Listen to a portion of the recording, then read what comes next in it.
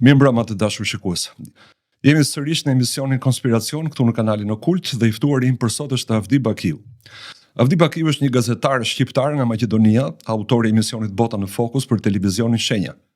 Unë e kam njohur përmes shkrimeve të tij në Facebook, statuseve të shpeshta dhe shumë të ndjera, por natyrisht edhe të sakta nga pikpamja gazetareske që ai bën për politikën ndërkombëtare me një fokus të veçantë në lindjen e mesme ose më specifikisht për Palestinën. E kam thirrur sot për të diskutuar me të atë që po ndodh në botë, atë që po ndodh në Iran, por që vazhdon të ndodhë edhe në Palestinë dhe tashmë po ndodh edhe në Iran. Avdi, mirë mbrëma. Mirë mbrëma Kastriot, faleminderit profesor. Unë të falenderoj për praninë sepse jam i sigurt se do të jetë një bisedë nga e cila publiku i Shqipërisë do të mësojë shumë. Të shpresojmë. Ka filluar lufta, jemi në fund të javës 5 të luftës në Iran.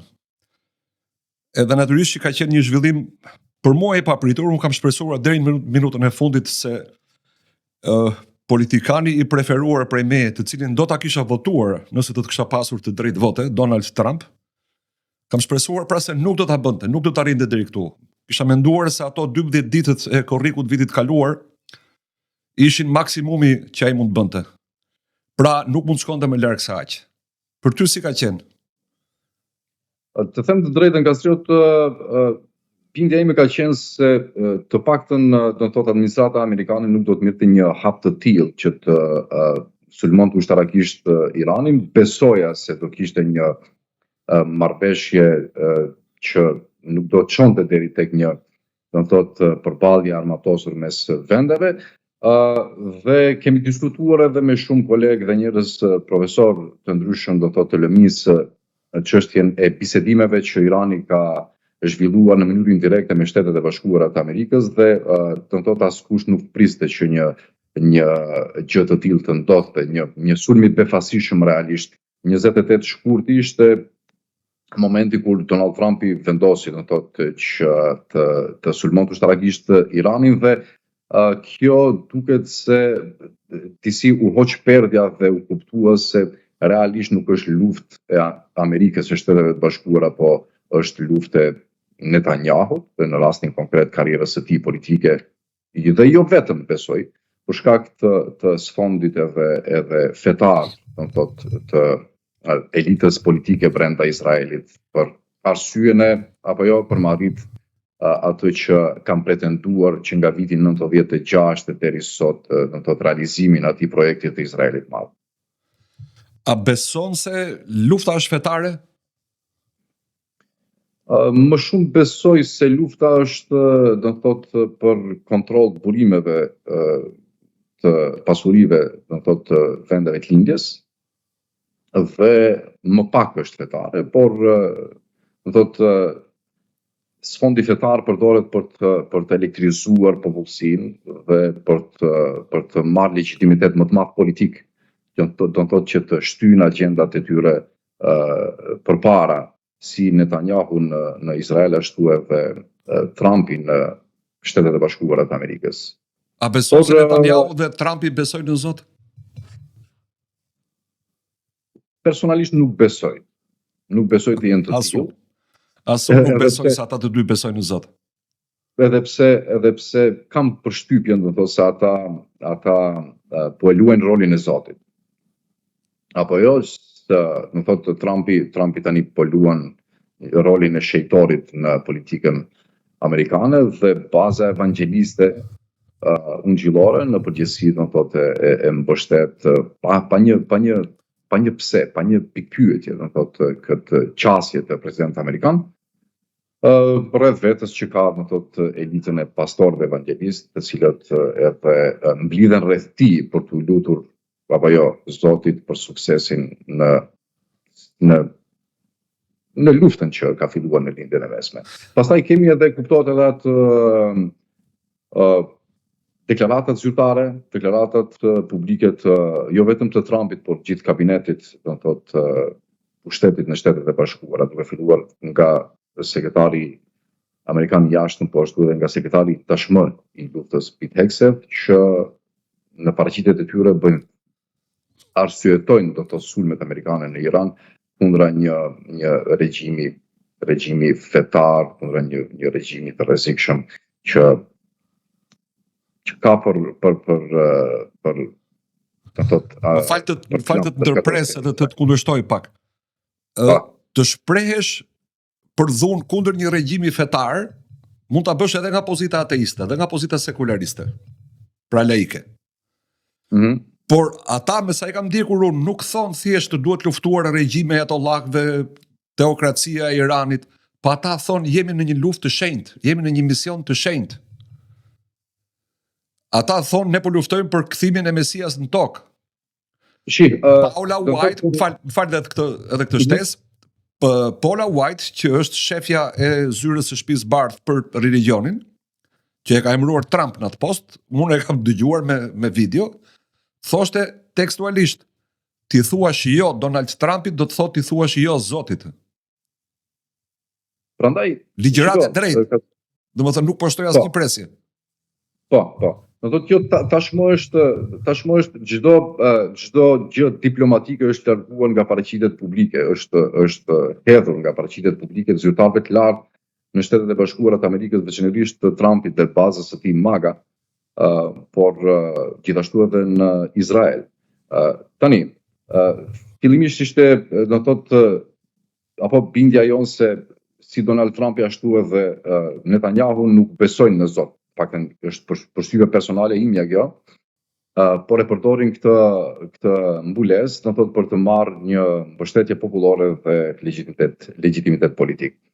Në rastin e Izraelit do të thotë në bazë ka këtë politikën e popullit të zgjedhur nga Zoti, apo dhe është kundërshtuar vazhdimisht se sionistët nuk besojnë në Zot, por e përdorin Zotin për të pushtuar sa më shumë toka. Se vetë Theodor Herzli nuk ishte besimtar apo jo. Dhe në rastin e Shteteve të Bashkuara, tani Trump mund pretendoj se beson në Zot apo jo, po në çfarë Zoti beson, në çfarë tani evangelizmi është bërë si instrument. Në Zotin e Jeffrey Epsteinit ndoshta. Tani shtrohen shumë ide konspirative dhe pikpyetje në çfarë Zoti beson. Çështja është se do të thotë kush e elektrizoi, kush e ngjalli, kush i dha shumë zjarr elitës evangeliste në Shtetet e Bashkuara të Amerikës.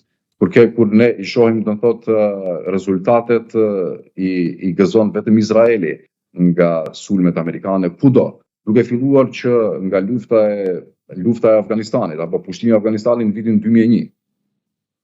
Realisht Shtetet e Bashkuara nuk morën asgjë. Po çfarë fitoi Izraeli nga lufta e Afganistanit? Po tani Izraeli fiton, qëllimi i Izraelit është të ketë paqëndrueshmëri. Shtete me konteste, do të thotë shtete muslimane me konteste me fqinjet dhe të brishta që në çdo moment mund të ballafaqohen edhe me luftra civile brenda. Ne kishim Sirin deri në para 2 vitesh apo jo. Po dakord, vetëm se ka një ndryshim. Afganistani është pak larg hartës së Izraelit të madh, kurse Siria është pjesë e Izraelit të madh. Fiks, por do të thotë edhe Pakistani është larg Izraelit. Apo jo? Po, por Pakistani është fuqi bërthamore edhe është një popullat shumë e madhe muslimane. Në djenin tim janë mbi 200 milion.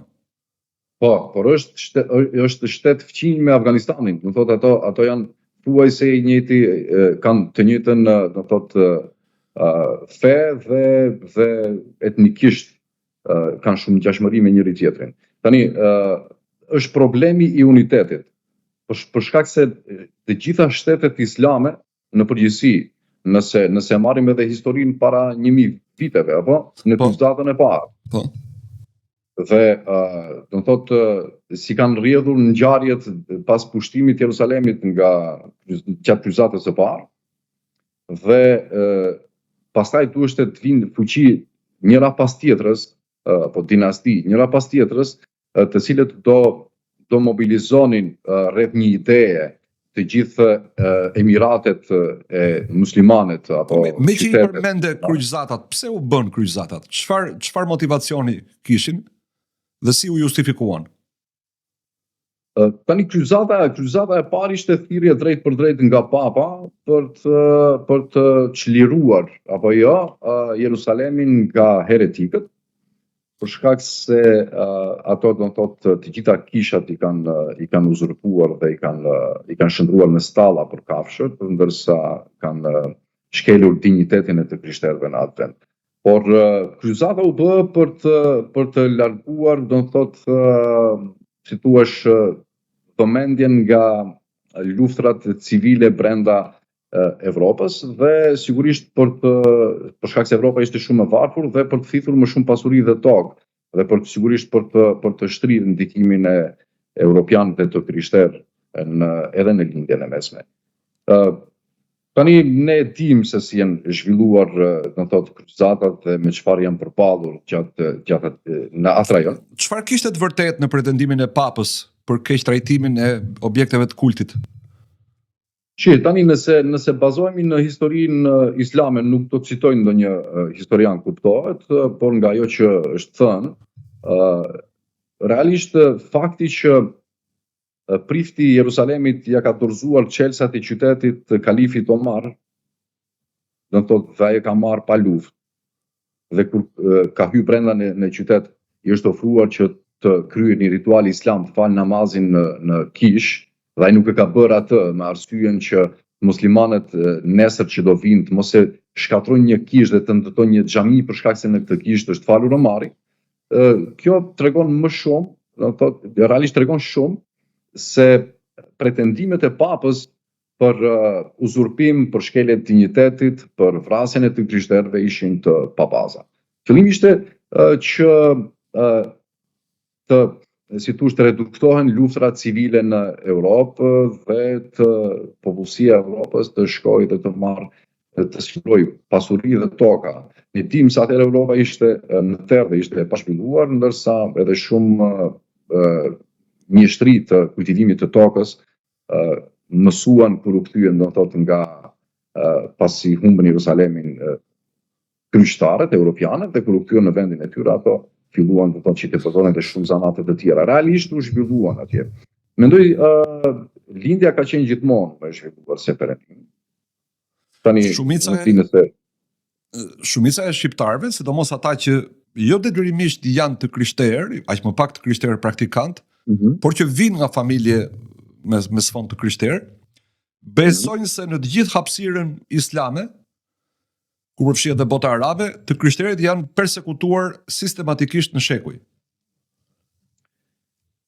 Kësirët mund të ketë, do të thotë, raste të izoluara, por asnjëherë nuk ka qenë politike apo dinastive të ndryshme muslimane në lindjen e mesme.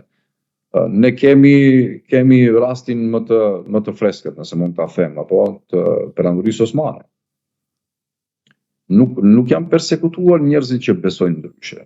Tani perandorit kanë gjithmonë ambicie ekspansioniste që të marrin më shumë tokë dhe të shtrinë më shumë ndikimin, por jo duke shkelur mbi dinjitetin e tjerëve. Ne mund të themi çfarë të duam, por perandoria osmane ka qenë një perandori multietnike dhe multifetare, kuptohet me bazë fetare. Që do të thotë që xifutët kishin të drejtë të ushtronin lirisht besimin e tyre në gjithë hapësirën e perandorisë osmane. Po, pikërisht me rekonkuistan spanjolle, apo kur rimorën tokat e tyre nga muslimanët në Andaluzinë atëhershme, ato persekutuan jo vetëm muslimanët ushtrisë europiane, por edhe të krishterët, në fakt të hebrejtë, të cilët pastaj çifutët, po, dhe që perandoria osmane u mobilizua dhe i morin në territorin e tyre. Dhe ato kanë jetuar lirshëm, kanë kontribuar te perandoria osmane. Sa vjet jetuan çifutët në paqe në kalifat? Dhe çfarë zhvillimi patën? Sepse unë kam dëgjuar historian çifut nga Irani dhe nga vende të tjera, për shembull Avi Shlaim është njëri prej tyre, Shlomo Sand është një tjetër, pa përjashtuar gazetar dhe shkrimtar bashkohor izraelit, Gideon Levi e të tjerë, po të këtë dy të parët njerë që i mshojnë me forcë, ashtu si ata që janë përfaqësuesit kryesor të Naturej Karta, i mshojnë me forcë faktit që ka pasur bashkëjetesë të shkëlqyer mes muslimanëve dhe xifutëve në kalifat. Nga kalifati i Spanjës, domethënë nga Spanja si pjesë e kalifatit edhe deri në Iran ku ka jetuar Avi Shlaim. Ai thotë nuk kemi pasur kur konflikt me muslimanët. Kjo është e vërtetë, do thotë tani nëse kthehemi ne më shumë se 10 shekuj mbrapa, ne do shohim, do thotë, Jerusalemin kur pasi kalifi Omar mori Jerusalemin, kanë jetuar gjithë në paqe, dhe të krishterët dhe xifutët. Por paqja u prish në momentin që Jerusalemi u pushtua nga ushtria e kryzatave, dhe ato nuk zgjodhen se, do thotë, këtë vrisnin realisht. Ato nuk zgjodhen do vrasin vetëm muslimanët dhe jo të tjerët. Madje ata kanë vrarë edhe të krishterët e lindjes që kanë jetuar në Jerusalem aso kohë, po kanë persekutuar edhe hebrejt. Dhe ato nuk kanë zgjedhur. Dhe ne gjatë historisë, pastaj më pas kemi, do thotë, nuk ka ndonjë, si thua, ndonjë dhënë historike që muslimanët i kanë luftuar xifutët, kanë bërë ndonjë luftë apo kanë shkaktuar ndonjë luftë. Ndërkohë që ka 109 përzemje të njohura në histori, 109 raste kur europianët kanë përzënë me dhunë xifutët. Po, ne kemi prej Rusia apo Evropa lindore, dhe pastaj kulmon me Europën perëndimore me Holokaustin, ku thuhet se të paktën zyrtarisht ekzistojnë shifra për 6 milion hebrejnë të vrarë, që janë diskutabile. Është vlerësim, nuk është statistikë, është vlerësim. Po, nuk është statistikë, dhe kjo periudha e Holokaustit është, do thotë, fillimisht ideja e Herzlit për një shtëpi kombëtare për popullin hebre në Palestinë, dhe pastaj edhe Holokausti kanë qenë dy ngjarje kyçe të cilat e kanë ndërtuar Izraelin e sotëm. Vëres edhe ti bie pre e gabimit të imponuar nga propaganda tashmë shekullore, i referohesh me termin hebrejnë xifutëve të Europës. Që në fakt hebre është etni. Ti je hebre do thotë të bësh pjesë në grupin etnik të hebrejve, që mund të jenë musliman, mund të jenë krishterë, sepse një zot e di se sa prej tyre kanë pjetuar në ish Izrael apo në Palestinë. Po, kështu. Janë, për shembull, hebrejt, njihet feja e hebrejve hebraisht, apo jo? Kështu njihet. Jo, judaizmi. Nuk ka fe hebraizmi. Judaizmi ose ndryshe hebraike. Ka gjuhë hebraike që kanë mbijetuar përmes teksteve të lashta judaike, përmes Torës edhe Talmudit. Por nëse flasim për hebrejnë, është njësoj si të flasësh për helenët. A ekzistojnë më helenët? A e flasin helenishtën? Jo, kemi të bëjmë me grek që flasin greqisht, një kombë që u formua pas vitit 1823, madje duke marrë të gjithë elementin shqiptar të besimit të krishterë. Pra, paka shumë, unë gjithmonë kam menduar se ata që vendosin krimin e Izraelit, dhe do vim aty se po i afrohem e saj pike, po ma korrigjo ti nëse kam gabim këtë përqasje. Natyrisht nuk është provë shkencore, se unë nuk kam përgjuar Rothschildët. Por ajo që unë ndjej se shkon si logjik, është që ajo që ndodhi në Greqi në fillim të shekullit 19, 821, ishte shtysa për Herzelin, për Rothschildët e për të tjerët që mund të krijojë nga hiçi një kombë në Izrael, siç u krijua në Greqi. Okej, nuk po them që u krijua nga hiçi në Greqi. Po krijua mbi bazën e mitologjisë, sepse vetë Nikodhimu, një nga filozofët e mençur të famshëm të Greqisë, thotë, ne thot me dy fjalë, e dinim veten pasardhës të romakëve, flisnim shqip dhe nuk e kishim idenë se ç'ishte Greqia, derisa na erdhën orientalistët nga Europa dhe na thanë, jo, po ju jeni pasardhës të Platonit, ju jeni pasardhës të Aristofanit, të Eskilit, të Sofokliut, dhe filloi të krijojë një mitologji e re në bazë të cilës ne duhet kërkonim identitetin ton. Dhe kjo kulmon me ardhjen e princit Otto. Pra ishtim fuqitë e mëdha të interesuara për të krijuar Greqinë e re. Madje ti besoj e di që ka ekzistuar edhe një personazh i famshëm, orientalisti i parë i botës, Fallmeraier, studiues gjerman, të cilën mbreti Ludvig i parë i Bavarisë e dërgoi për një ekspeditë njohëse, në ato që i quajmë sot fakt mbledhëse, në këtë pjesë të botës, në Ballkan, sepse ai ishte i thtar i Greqisë së lashtë, i Helladhës. Kishte rimodeluar arkitekturën e gjitha ndërtesave publike në München të Gjermanisë, apo Munich, disa i thonë Munich, sipas modelit të arkitekturës lashtë greke. Kishte kërkuar që të futej greqishtja të mësojnë për shkolla, domethënë kishte më shumë greqisht folës, helenisht folës, më saktë, në München se sa në Athinë në atë periudhë. Dhe ai e dërgoi Fallmeraierin për të thënë, shiko mundësinë që ne të krijojmë prap Greqinë, më gjej ku janë grekët e lashtë, helenët. Dhe ai e kreu gjithë turi, shkoi deri në Stamboll, u kthye dhe i tha, madhëri, nuk ekzistojnë më grekët. Por nëse ty të duhet një racë e fortë që ta inkurajosh të krijojë shtet që të jetë barrierë si për osmanët, si për slavët, këta janë shqiptarët. Dhe janë raca më e fortë në Ballkan dhe duhet të mbështetur. Dhe për fatin ton të keq, Ludvigu i parë, në vend që të dëgjonte shkenstarin Fallmeraier që vetë dërgoi, vetë paguante, e sponsorizonte, e pushoi nga puna, pikërisht pse i tha grekët nuk ekzistojnë, dhe vazhdoi me planin e vet për krijimin e Greqisë, ra dakord me fuqitë e mëdha që Greqia të bëhej mbretëri dhe i biri 17 vjeçar të bëhej mbret, dhe u bë mbret. Dhe pastaj këta historian grek tregojnë që kur Otto ishte një kalama, e kupton, 17 vjeç kur u kurorëzua. Erdhi në Greqi, nuk e njeh këtë vendin. Dhe pas një farë kohë i tha adjutantit vet, i tha, ore, mu babai më ka thënë që janë bërë mbret i grekërve. Unë kudo që shkoj këtu takoj shqiptar, ku janë grekët? është e botuar kjo. Dhe adjutanti i tha, shiko madhëri, në Athinë nuk ka grek, po ti mos u mërzit se shqiptarët të duan njësoj, sa dhe këta e urrejnë turkun. Dua ta nxjerrin perandorin osmane jashtë. Më falë se zgjata shumë. Jo, pa merak. Kështu, do të thotë, ne kemi fakte të dokumentuara se generalet kryesor, do të thotë, masakrave apo genocidit të Çam kanë qenë shqiptar të asimiluar, nëse mund ta them, apo të Greqisë. Po s'kanë qenë të Greqisë ata shqip flisnin, po ajo ka qenë një luftë fetare që ne kemi refuzuar ta pranojmë.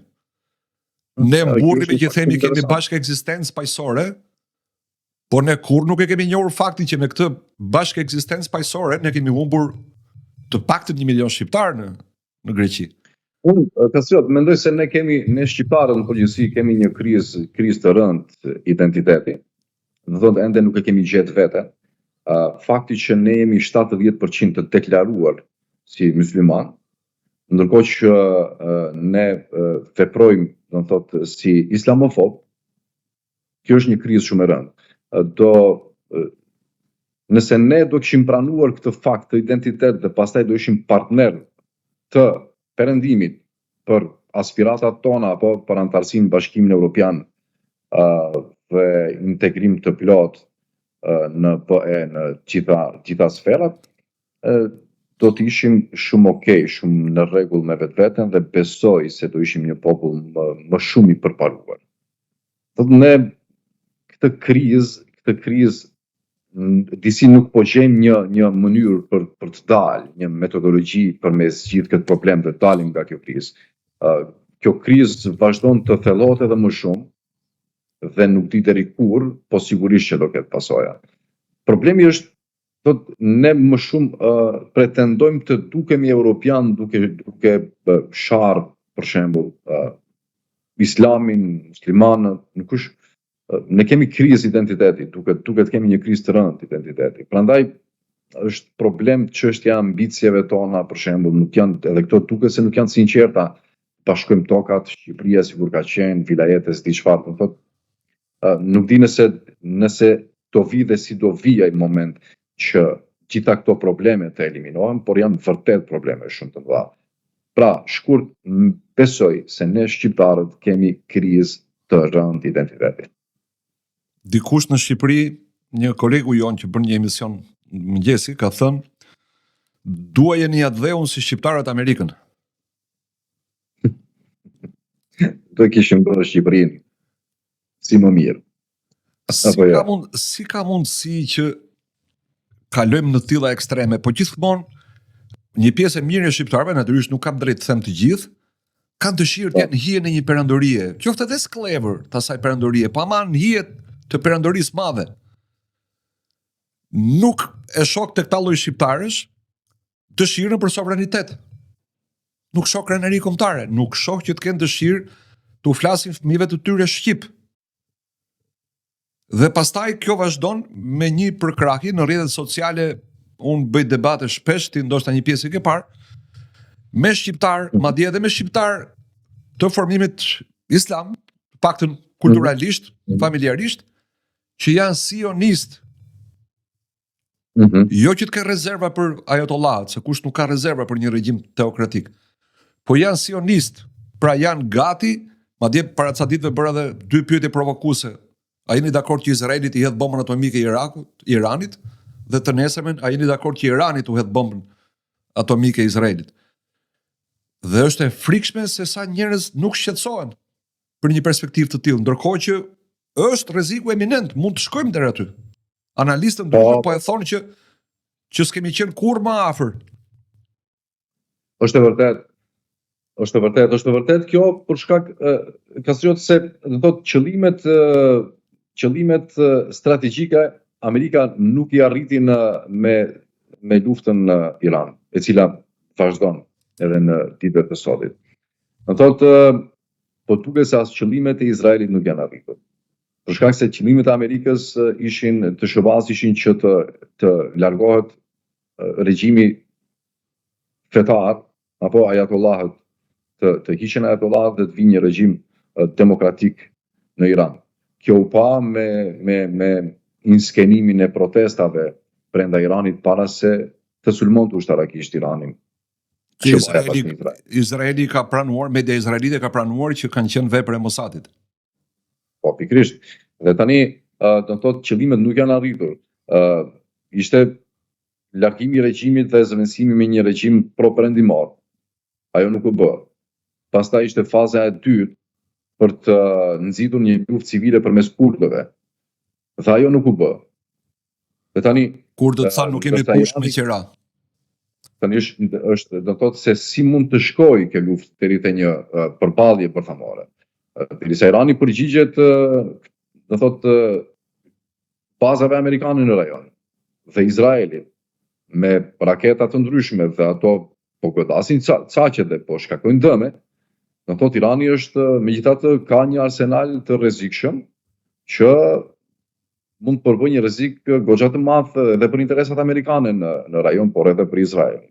Dhe tani, nëse dhe ky rrezik do thotë nuk mund të largohet përmes këtyre sulmeve të armatosura të SBA-s dhe Izraelit, unë besoj fuqishëm se Izraeli do e hedh edhe armën bërthamore në Iran. Për shkak se nuk është në gjendje Izraeli të pranojë një disfat. Nuk ka shënuar ndonjë disfat gjatë të luftrave me vendet arabe që nga 48 e këndej. Dhe nuk do ta lejoj një disfat të re tani. A mendon se përdorimi po, vazhdo. Unë mendoj se do thotë megjithatë Irani nuk posedon armë bërthamore. Jo, po këtë e din të gjithë, e di edhe Netanyahu, e di edhe Trumpi dhe të gjithë. Po të kishte Irani armë bërthamore, ato nuk do ndodhte kjo luftë. Patjetër. Ja ku e kemi Koren, një shtet shumë më i vogël, shumë më i dobët ekonomikisht, nuk e sulmon askush. Dhe është diktaturë gjakatare e përbindshme që nuk ka të krahasuar me diktaturat e tjera. Po dje Irani ka kërcënuar bizneset e mëdha amerikane, kompanitë e teknologjisë lartë, Google, Meta, Palantir, të gjithë ata që janë duke bërë investimet mëdha në atë zonë, në Gjirin Persik, në atë që quhet teknologjia e res, cloud technology, pra teknologjia e rrugës dhënave, kanë ndërtuar baza dhënash atje. Dhe arsyetimi ishte ky, për sa kohë ne po goditemi në infrastrukturë civile, ne nuk kemi pse të kursejmë më infrastrukturën civile amerikane dhe izraelite. Dhe zëdhënësi i ushtrisë bë të thirrje largohuni sa nuk është vonë.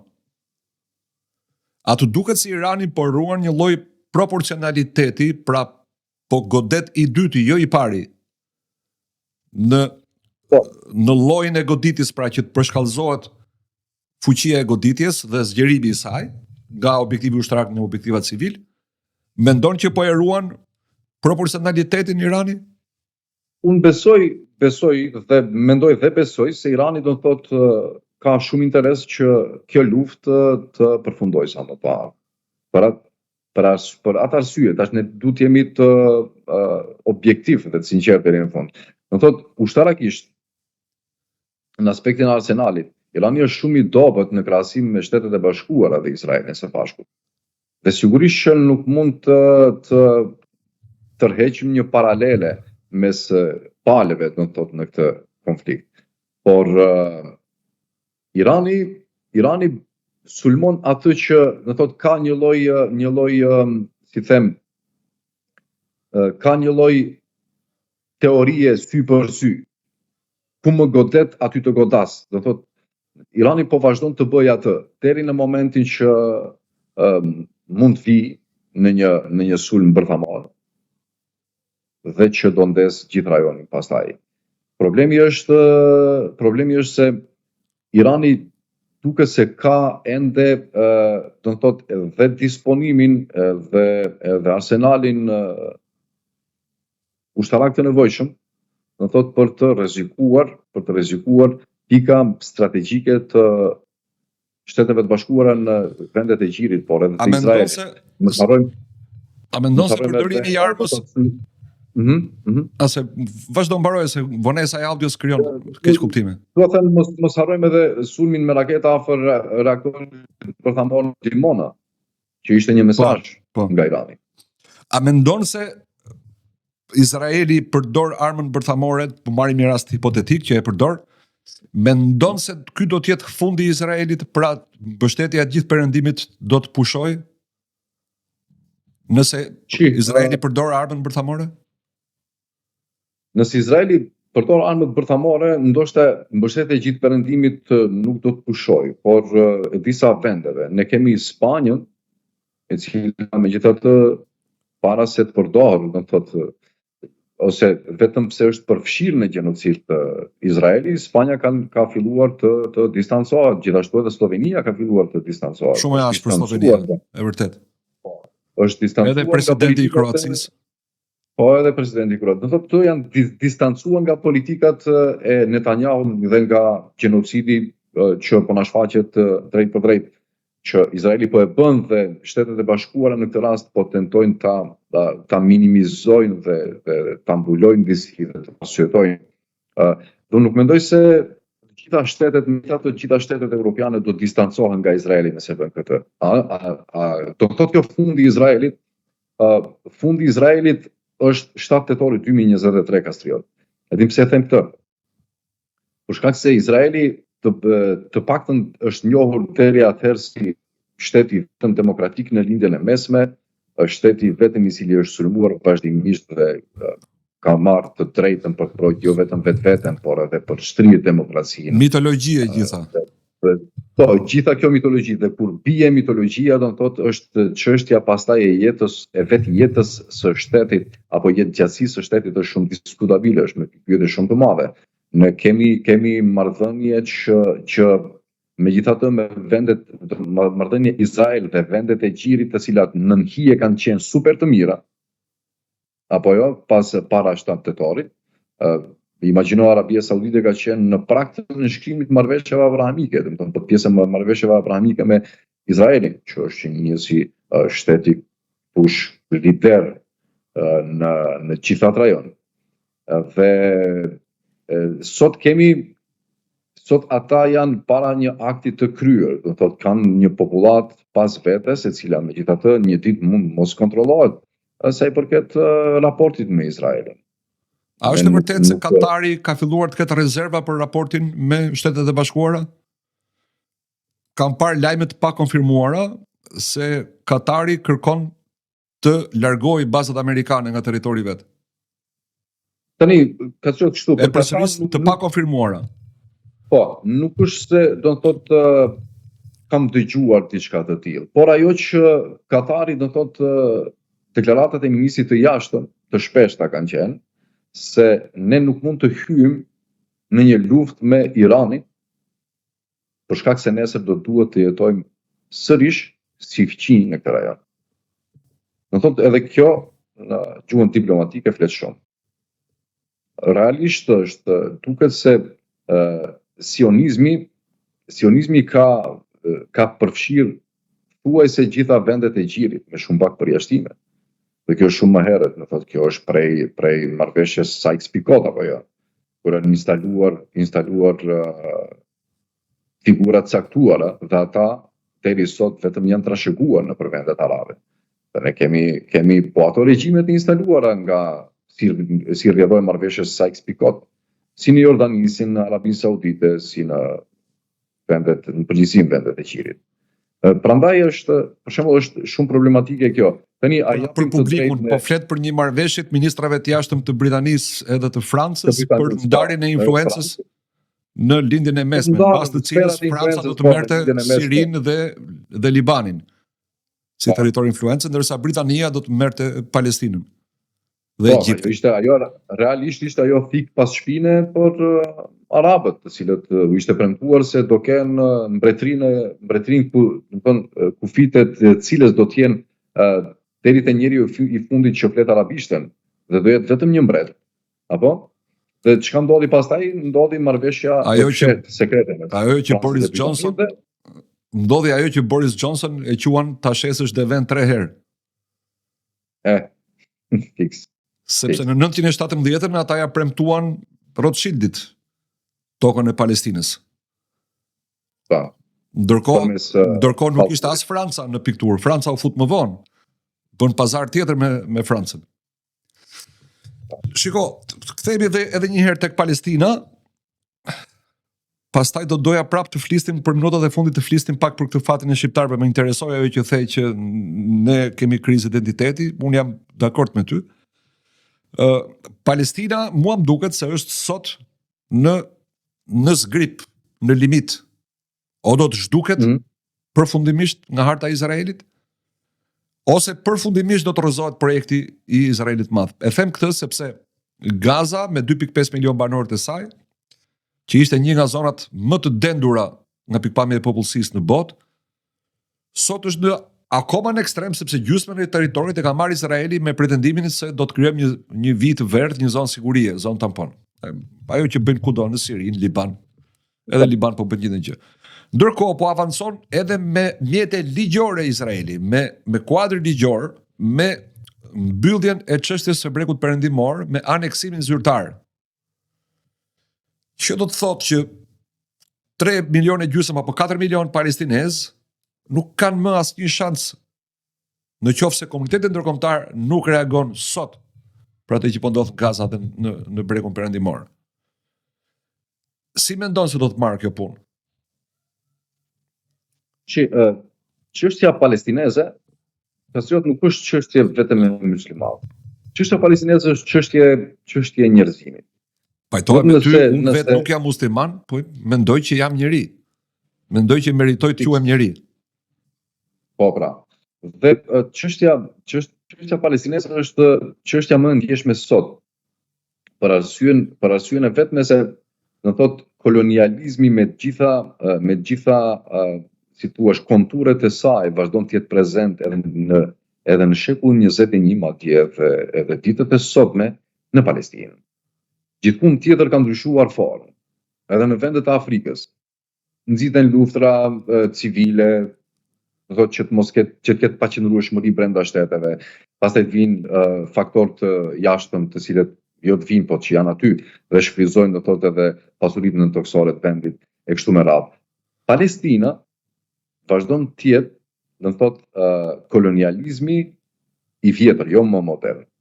Është mënyra e vjetër e kolonizimit që ka bërë Perëndimi në gjithë botën, po veçanërisht edhe në lindjen e mesme.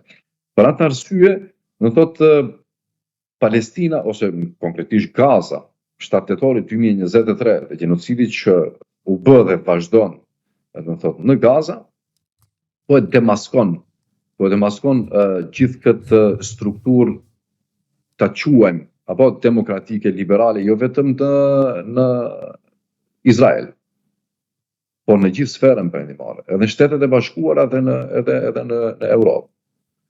Dhe tani një Gaza e vogël po e shem një propagandë të ndërtuar për 100 vjet me radhë. Unë jam dakord me ty që shumë njerëz janë zgjuar. Jam dakord me ty që shumë njerëz janë zgjuar në Europën perëndimore sidomos, nuk kam parë më herët protesta kundër Izraelit. Sot protesta kundër Izraelit pothuajse në çdo vend evropian. Po a mjaftojnë? Cila zgjidhja? Sepse koha po kalon. Njerëzit atje po vdesin, njerëzit po jetojnë pa ujë, pa ushqim, me fekalet që i rrethojnë nga të katër anët në det dhe në tokë. Pa pasur një qëndrim të unanim të vendeve arabe për çështjen palestineze, Palestina nuk do të çlirohet, apo ai popull nuk do të çlirohet. Po në këtë rast kam frikë se nuk do të çlirohet, do të thotë do të zhduket. Sepse nuk jemi në status quo. Gjërat po ecin me shpejtësi. E qartë. Irani është, si thua, është vija e kuqe, është e fundit, që është pengesa e Izraelit për të zhdukur çështjen palestineze. Është Irani. Dhe një nga arsyet ose gjitha arsyet nëse i mbledhim bashkë është kjo, se Izraeli po bën luftën kundër Iranit që të dobësoj, të bëjë një Iran pro-perëndimor dhe aleat të Izraelit, dhe çështja palestineze të varroset një herë për gjithmonë. Prandaj po paltoset kaq shumë, po nxihet kaq shumë, do të thotë edhe regjimi brenda Iranit, regjimi teokratik brenda Iranit. Asgjë nëse nuk, se tani ne krijojmë opinionin ton në bazë të informacioneve që marrim. Po ne gjatë gjithë kohës hulumtojmë të gjejmë diçka më shumë dhe të krijojmë një opinion sa më objektiv. Ne nuk kemi qenë në Iran që ta shohim se si jetojnë ata njerëz aty, apo në atë regjim. Por ne gjithashtu nuk është të drejtë të ndërtojmë opinion për Iranin dhe regjimin në Iran në bazë informacioneve që po na vijnë nga apo mediat prestigjioze të perëndimit. Po unë nuk e kuptoj pse duhet të jetë ky shqetësimi jon, sepse unë e kam për vete këtë përvojë, kur debatoj me dikë, qoftë në televizion, qoftë në jetën reale, kur mbaron argumenti, kundërshtari më thotë ti je simpatizante e Ayatollahëve, je Taliban, ku diun se çfarë, çështja shtrohet shumë më thjesht se sa kaq. S'është puna ime të vendos formën e regjimit në Iran. Mua nuk më pëlqen që Korea e Veriut është komuniste. Nuk më pëlqen që ata njerëz vuajnë, po nuk jam i gatshëm të shkoj të luftoj, të vritem për të ndryshuar regjimin në Korea të Veriut. Ky është qëndrimi im. Pra kush është pro luftës, le të shkoj të luftoj vetë. Po jo të marri fëmin tim të ma çojnë luftë, jo të më detyroj mua të paguaj takse për një luftë që do të bëj ai. Steve Bannon, nuk e di a ke dëgjuar, para 3 ditësh ka bërë lajm në të gjithë Amerikën dhe më gjerë. Steve Bannon ti e ke parasysh se kush është, por për publikun po themi që është ai njeriu që e bëri Trumpin president herën e parë, strategjisti që i mësoi se çfarë duhet thotë dhe çfarë premtoi. Ka thënë ku është ICE, zyra e administrata e emigracionit dhe doganave, ajo që përze emigrantët e paligjshëm. Ku është ICE kur na duhet? Merreni djalin e Netanyahut, Jair Netanyahu, dhe çojeni të luftoj në Iran, se kur ka filluar lufta në Gaza, ka 3 vjet që jeton në Florida. Kështu që unë kaq thjesht e shoh, je për luftë, shko lufto vëlla. Shko lufto. Pastaj ne kemi edhe shembujt e së kaluarës. Edhin Kastriot, për shembull, ne kemi pasur fatin që interesat amerikane dhe europiane janë përputhur, do të thotë, edhe me çlirimin të Kosovës. Po. Unë besoj se në 99-ën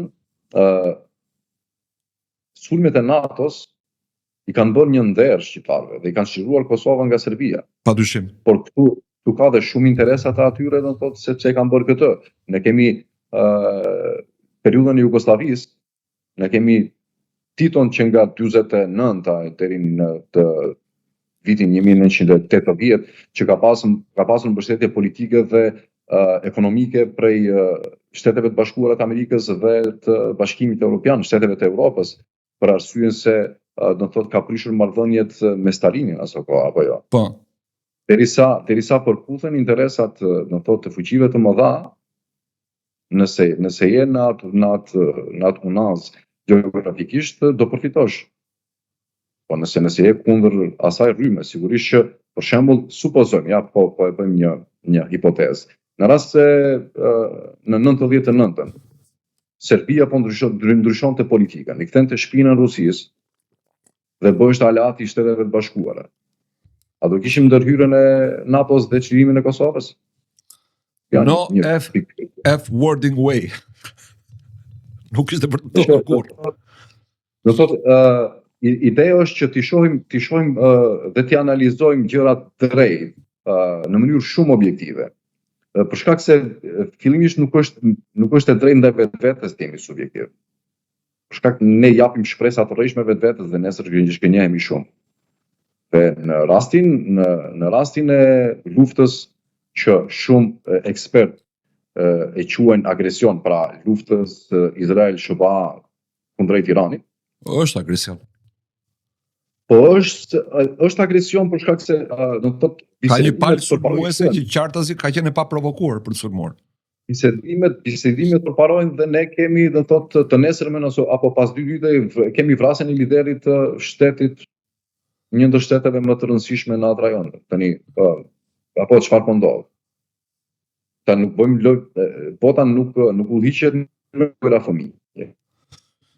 Shiko, po i afrohemi fundit edhe do t'i përdor me kursim pyetjet e fundit.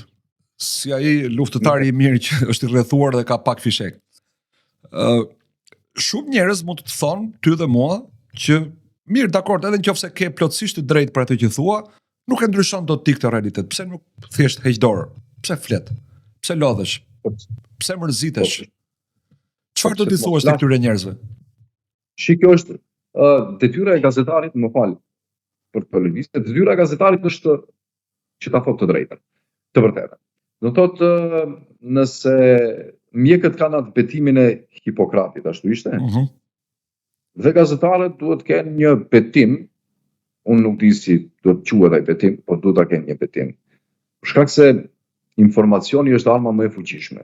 Dhe nëse e shtrembëron atë, do thotë ti bën një kërdi, bën një luftë shumë të padrejtë, shumë jetë njerëzish do parë vazhduten nga kjo. Dakor, po jo detyrimisht si gazetar, si njerëz që unë dhe ti që dalim në media, si qytetar të thjesht. A duhet të flasim, a duhet të revoltojmë për këtë që ndodh, apo duhet të themi jemi shumë të vegjël për të ndikuar, Shqipëria është e vogël, ne nuk ndryshojmë dot asgjë, le të vazhdojë siç është. Le të rrjedh ai ujë. Nëse ke një mik dhe e don atë mikun, do ja thuash kur ai gabon. Do ja thuash. Nëse e do, po, patjetër.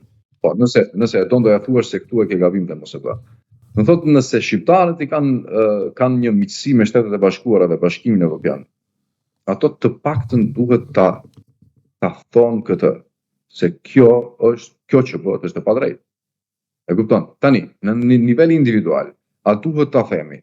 Ne kemi për obligim ta themi. Për arsye se bota nuk është edhe shumë e madhe. Tani, nëse bëjmë edhe, do të thotë, një krahasim mes asaj që ndodh në Gaza dhe Shqipërisë, realisht nuk jemi shumë larg gjeografikisht.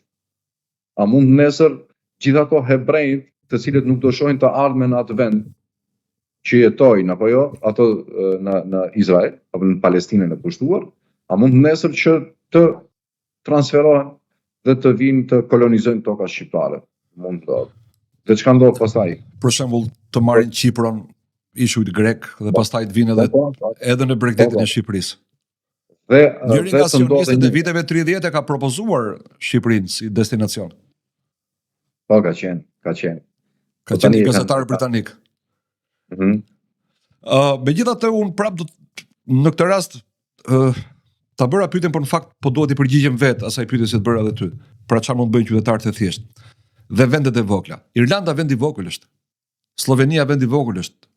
Janë ekonomikisht më mirë se Shqipëria sigurisht, por në fushën e shahut të diplomacisë botërore ndikojnë pothuajse pa sa Shqipëria. Se nuk kanë se kanë gjëra të rëndësishme në dorë. E megjithatë kanë bërë gjeste. Kanë thënë ne në Eurovision me Izraelin nuk marrim pjesë.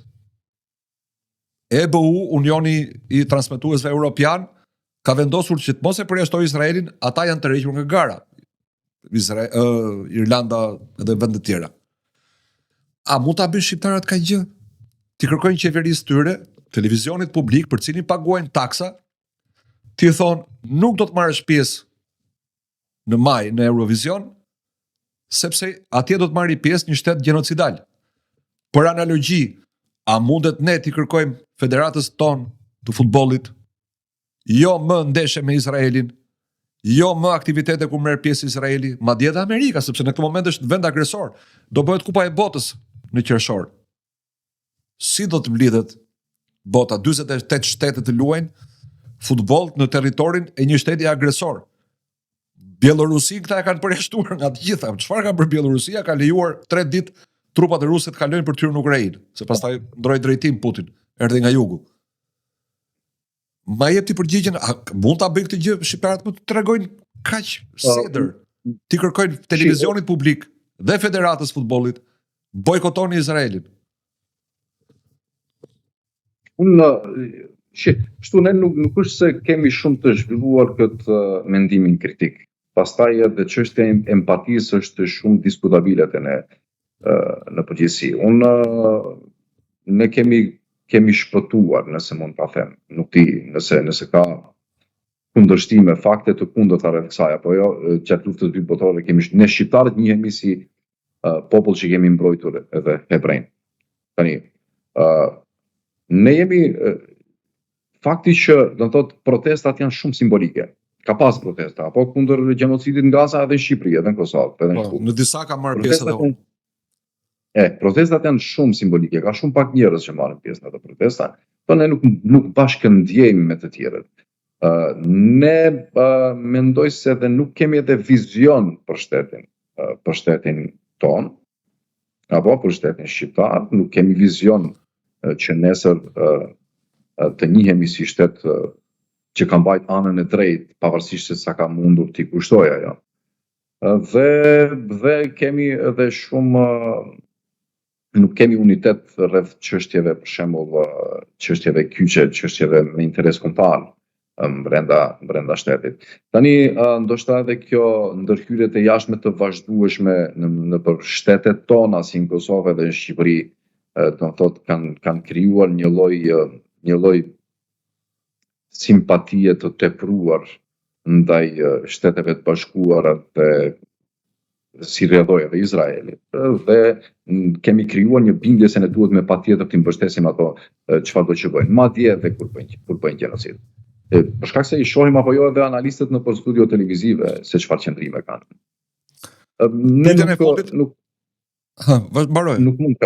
Nuk mund të krahasohemi me vendet të cilat I përmendë Kastret. Pyetja e fundit që do doja të bëja është si e sheh ti bashkimin kombëtar?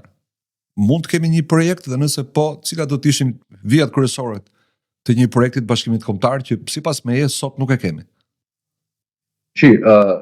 Ideja e një bashkimi kombëtar nëse ka arritur deri tek gjenerata, po flas për shqiptarët që janë këndej, nëse ka arritur të ngulitet edhe në kokat e gjeneratave të cilët janë tash 10 vjeç, do të thotë është mbajtur gjallë deri diku.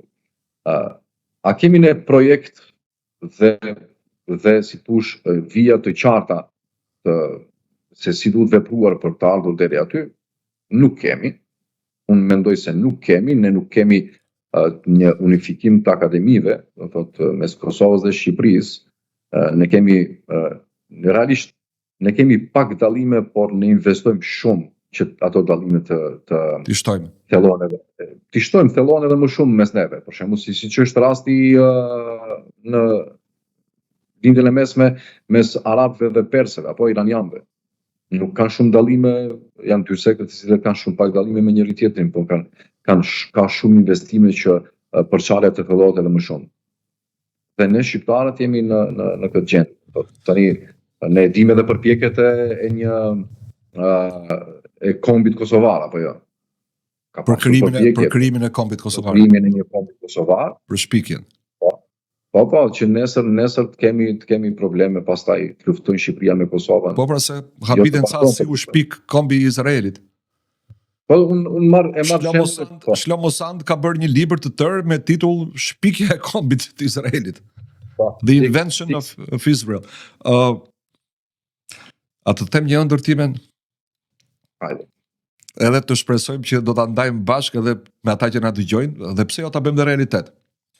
Në 23 gusht 1989, rreth 2 milion e gjysmë Baltik, pra letonez, lituanez dhe eston, që i bidet ishte gati gjysma e popullsisë së atyre 3 shteteve bashkë, janë kapur dorë për dorë dhe kanë krijuar një kordon njerëzor diku 680 kilometra që ka lidhur të 3 kryeqytetet e këtyre 3 shteteve.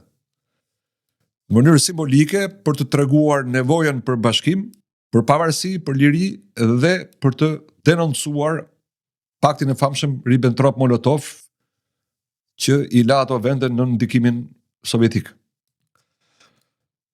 Dhe unë shok në ndër që unë marr makinën time, vendos një flamur dhe nisem rrugës kombit dhe ndaloj diku dhe hap duart. Dhe vjen dikush tjetër nga e majta dhe nga e djathta ime mjep dorën dhe kështu krijojmë një kordon njerëzor nga Tirana deri në Prishtinë, për t'i thënë qeverive të dy vendeve se pavarësisht se çfarë doni ju, çfarë keni premtuar ju, ku ju kanë kapur juve peng, ku ju kanë bler, ne duam bashkimin kombëtar.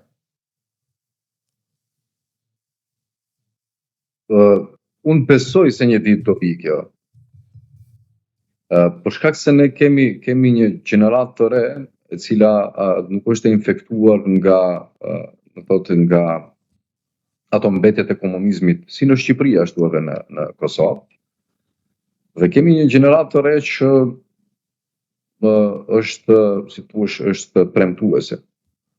Atëre shpirtin e bashkimit do duhet patjetër që ta mbajmë gjallë. Do takojmë bashkë në Morin në zonën neutrale? Të kapim dorë për dorë dhe të grejmë flamurin? E bëjmë. Faleminderit për përkthtimin. Më vjen mirë që personi i parë që ja propozova e pranoi. Besoj sigurisht do ta pranojnë dhe shumë të tjerë. Avdi Bakiu, shumë faleminderit për bisedën dhe ja bëre vetes themen nga anët tona. Do të jesh prapë i ftuar sepse biseda mua më pëlqeu dhe ti ke detyrë tani që të vish edhe herë të tjera në këtë emision. Pesrot, faleminderit edhe ty. Do të thotë është hera e parë që ne takohemi virtualisht, por biseda ishte shumë e këndshme. Kuptohet kanë mbetur shumë çështje pa u diskutuar, por në kuadër të podcastit aq mund të bëhet. Sigurisht ne do takohemi edhe në raste të tjera. Kur të vish në shtëpi patjetër do jesh mysafir special në studion tim me televizion. Me kënaqësi dhe do të jemi nderuar. Të faleminderit dhe miropafshim. Të dashur shikues, këtu përfundon ky emision për ditën e sotme. Ju lutem takim javën e ardhshme. Miropafshim.